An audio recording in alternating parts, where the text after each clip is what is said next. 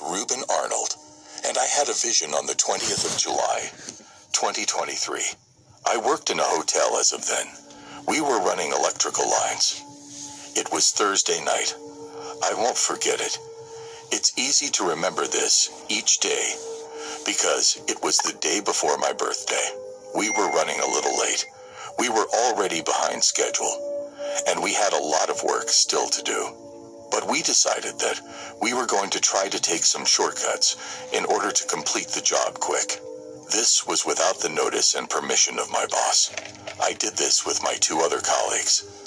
This was to my own disadvantage, because it resulted in me getting injured in the process. It wasn't anything as elaborated with me, as attributed or anything like that, but I had a dislocation on my wrist. My colleagues, they taped me up. They gave me some painkillers. The painkillers had some anti-inflammatory in them, and I went home. About an hour after I was home, it was really difficult to sleep. Unable to sleep, like a baby, I turned in my bed. The pain from my dislocated wrist arched much. I couldn't sleep at all, and I was left with no choice but to stay awake. As I lay on my bed, I was praying silently because I didn't want to disturb my roommate. I kept staring at the ceiling, and suddenly my mind began to drift out of this world. And I was very much aware that I wasn't sleeping. Just like a paralyzed individual, I could help control my mind. My decision ability was taken off. I realized I was taken out of this world. Everything seemed like having a dream, but I knew it wasn't a dream.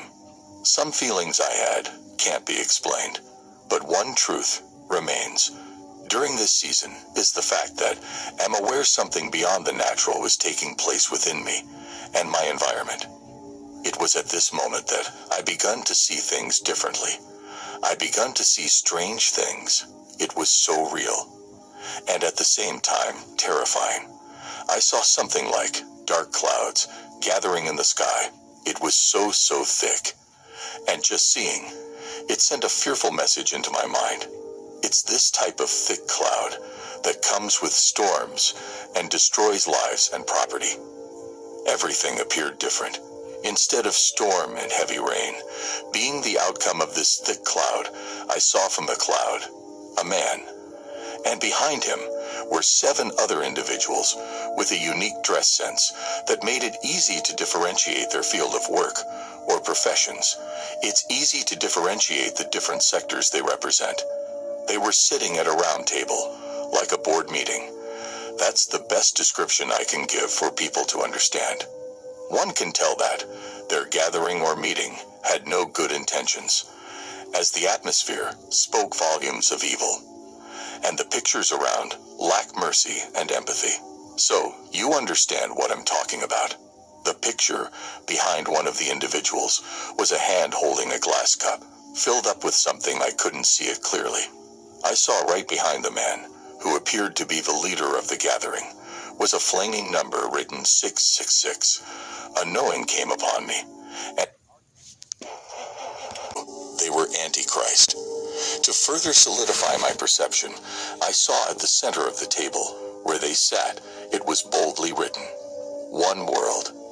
I couldn't recognize any of the faces, but it's obvious they were there to control mankind. I saw something shocking that happened to be the reason for their discussion. A tiny and smallish bottle kept on a turning wheel, and it had a label. When it turned toward my direction, it had an inscription, D and an A. I sensed something was wrong that led to the meeting, but at that point, I can't tell what it was. What they were saying in the meeting was not revealed to me, but they were giving keen attention and interest in the meeting. They continued their debate, their voices rising and falling. And though I hardly heard their words, the meaning of their discussion remained just beyond my understanding. In the same vision, immediately, I found myself transported to another place, one filled with chaos and unrest. I saw a field containing people of different races, tongues, and tribes being afflicted with diseases. Many died, while others were waiting for their set time to take in their last breath. The people I saw in pain were both adults and children, men and women, no restrictions to age or gender. It was an outbreak of a deadly disease. It was a scene of unimaginable devastation, where the specter of death loomed over every corner with no exception. I think there was a widespread disaster. As I looked on, a realization dawned upon me about the DNA bottle I saw in the previous vision. Without being told, I understood that the remedy for this tragedy lay within the contents of that bottle I saw in the gathering of those evil men. Suddenly, I saw how so many health workers, putting on nose masks, they came and began distributing vaccines to these dying people. But I was shocked when I saw the vaccine was exactly what I saw previously. I saw how on account of the vaccine, many recovered, and others received strength in their physical body. There was joy and celebration, and people were praising and thanking the government for the production of the vaccine. While contemplating on whether the Antichrist had good intentions for the people without seeking something in return, a woman dressed in purple attire approached me. Drawing closer, she spoke to me, and her words were so painful and pity. She revealed the hidden truth behind that tiny bottle, which served as a vaccine. She let me know of the deceptive plot to weaken the faithful and pave the way for the devil's influence. She let me know the vaccine carried a dark secret to reach Satan's goal in the last days. Each injection, which may appear to be nothing, will cause an unconscious transformation with time in a person's life. The DNA of those who took the vaccine will become intertwined with that of the devil himself, a twisted togetherness of light and darkness. Her voice said, "The effects will be so little in the beginning. I saw many who received the vaccine. I noticed a gradual weakening of their faith in God, a dulling of their spiritual senses. Their prayer life also grew weaker, and their connection to God was completely cut off. It was as if a shadow had fallen across their souls, covering the light of their faith. The effects of the vaccine they took became more loud. Christians who took the vaccine found themselves overcome by doubt and temptation, their minds clouded by evil and unholy urges. Some had the spirit of lust and fornication in them. The devil held them down by his newfound foothold within their DNA, sought to exploit their weaknesses and lead them astray. I was shown how, in churches and homes, the faithful struggled to resist the trap of sin. The purpose of the vaccine became clear. It was not meant to protect the faithful, but to weaken them, to make a way for the devil to overcome them and bend them to his will. It was a cunning scheme, devised to undermine the very foundation of Christianity and usher in an age of darkness and despair. Brothers and sisters, I was so afraid at this point. The new truth. I now understood that the devil never gives anything for free. Indeed, he comes to steal, kill, and destroy, as stated in John 10 verse 10. But I know for sure, the faithful believers will God continue to preserve. I suddenly began to feel the pain from the dislocation I had again.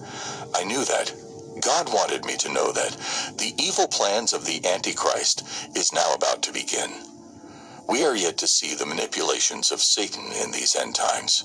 Please, note that this vision has nothing to do with the current COVID-19 vaccine. I can't specifically say that is also from the devil. I believe this vision is related to things yet to happen in the near future. I wish to call on all believers to take God seriously, because I see another deadly disease greater than COVID-19 looming, and its effect might be more terrible and unimaginable based on what I saw. Let us go back to the place of consistent prayer, seeking mercy and God's intervention. Thank you for watching to the end. Please help us get this message out to the rest of the world by forwarding it to all of your friends and family members. If you haven't already subscribed to my channel, please do so right away so that you can receive other videos on God's Word in the days and weeks ahead. I am grateful to you, and may God continue to bless you. Till our next meeting. 1950s through the 1970s, Philadelphia health officials allowed prominent researcher Dr. Albert M. Kligman to conduct hazardous experiments on incarcerated people, predominantly black individuals. Kligman intentionally exposed black men to dermatological, biochemical, and pharmaceutical experiments, including significant tests involving dioxin, the toxic chemical in the biochemical weapon Agent Orange that can even burn bones. While the city of Philadelphia and related institutions officially apologized in October 2022, the apology does not address the enduring scars and health impacts resulting from the experiments. But what's more tragic is that this practice is not confined to the past. Incarcerated individuals in Arkansas were administered a mix of drugs, including ivermectin, for COVID-19 treatment. It's crucial to note that ivermectin was not and has not been approved by the FDA for COVID-19 treatment. After experiencing a range of side effects, the men were informed that one of the drugs they received was ivermectin, a medication typically used for treating cows and horses. The abuse of black bodies within the incarcerated population didn't only impact men. Black women faced a different form of abuse and exploitation. They were often subjected to forced sterilization without their consent. Between 1909 and 1979, California forcibly and legally sterilized around 20,000 women, with the majority being black women and other women of color who were incarcerated or under state guardianship due to perceived incapacity. In North Carolina, sterilizations were also employed against black women in state institutions with the goal of weeding out any feeble-minded. What do you think? Can black people trust the healthcare system, given that racism exists to this day? What should black people do to ensure they are not abused and experimented upon in the present day? In the comments section right below, let us know your thoughts on why this part of history is hidden from black people. Would you like us to make more videos? If yes, please support us by subscribing to the Black History Archives and clicking the bell icon. You can check out more videos on our channel too. In North Carolina, sterilizations were also employed against black women in state institutions with the goal of weeding out any feeble-minded. What do you think? Can black people trust the healthcare system, given that racism exists to this day? What should black people do to ensure they are not abused and experimented upon in the present day? In the comments section right below, let us know your thoughts on why this part of history is hidden from black people. Would you like us